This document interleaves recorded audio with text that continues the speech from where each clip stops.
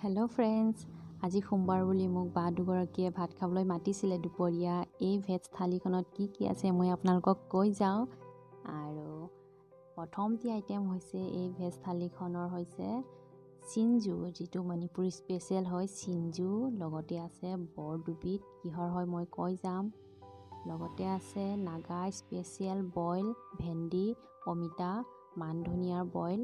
লগতে আছে আলু পিটিকা, আলু, মচুন্দৰী পাত আৰু ভোট জলকীয়াৰ পিটিকা। বহুত ভাল লাগে খাই।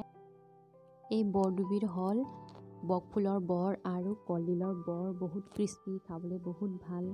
সঁচাকৈ বহুত ভাল লাগিছিলে খাই। ইয়াৰ লগত আৰু এটা আইটেম আছে যিটো কমন হয় কিন্তু মোৰ ফেভৰেট হয়। এয়া হৈছে চানা দালি। খাই বহুত ভাল লাগিল। আপোনালোকে তেন্তে আজি দেখিলে মই কি কি খালোঁ বুলি। এই ভেজ থালিখনৰ আইটেম কিছুমান মই এদিন আপোনালোকক বনাই দেখুৱাম। আৰু ইজি টু কুক হয় আৰু হেল্ডি হয় ঘৰত বনোৱা যেতিয়া। তেন্তে মোৰ ভিডিঅ'টি চাই কেনে পালে জনাব। মোৰ ভিডিঅ'টি লাইক কৰিব, শ্বেয়াৰ কৰিব আৰু ছাবস্ক্ৰাইব কৰিব। Thank you so' much.